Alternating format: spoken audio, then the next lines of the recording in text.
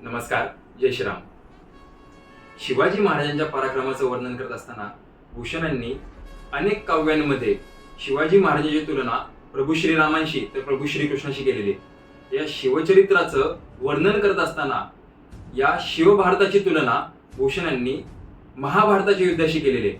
त्यामध्ये एका छंदामध्ये भूषण असं म्हणतात की सायस्ता खा दुर्योधनसो और दुःशासनसो जसवंत निहार्यो द्रोणसो भाऊ करण करणसो और सबे दलसो दलबहार्यो ताही बिगोय शिवास्तरजा भनिभूषण ओलिपतो यो पथारो पार्थसो पुरुषार्थ भारत जैसे जगाय जयद्रथ मार्यो जैसे जगाय जयद्रथ मार्यो.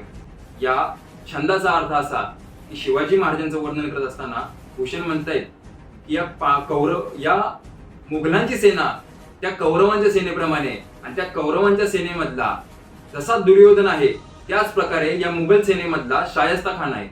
शाहिस्ते खानाची तुलना भूषणांनी त्या दुर्योधनाशी केलेली आहे. जसवंत सिंहाची तुलना दुःशासनाशी केलेली आहे. भाऊ सिंहाची तुलना त्या द्रोणाचार्यांसोबत केलेली आहे आणि कर्णसिंहाची तुलना कर्णाबरोबर केलेली आहे.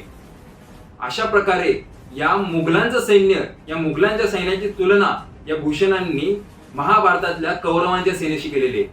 आणि पुढे जाऊन शिवाजी महाराजांच्या पराक्रमाचं वर्णन करत असताना भूषणांनी म्हटले की या पृथ्वीवर शिवाजी महाराजांनी असा काय पराक्रम केलेला आहे की या मुघल सरदारांना शिवाजी महाराजांनी एखादं फूल उखडून टाकावं तसं उखडून टाकलेलं आहे. आणि त्यानंतर शेवटच्या ओळीमध्ये शिवाजी महाराजांच्या पराक्रमाचं वर्णन करत भूषणांनी म्हटलेले की पार्थसो पुरुषार्थ भारत जैसे जगाय जयद्रथ मार्यो. ज्या प्रकारे महाभारताच्या युद्धामध्ये त्या जयद्रथाला बोलवून आणण्यात आलं आणि मग सायंकाळच्या वेळी पार्थाने त्याच्या पाशुपतास्त्र या अस्त्राने जयद्रथाचा वध केला, तद्वत या पार्थाच्या पराक्रमाप्रमाणे शिवाजी महाराजांचा पराक्रम आहे असं भूषणांना म्हणायचंय.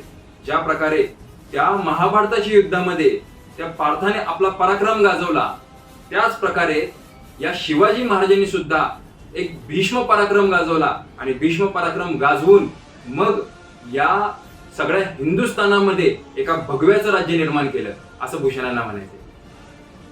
जय श्रीराम.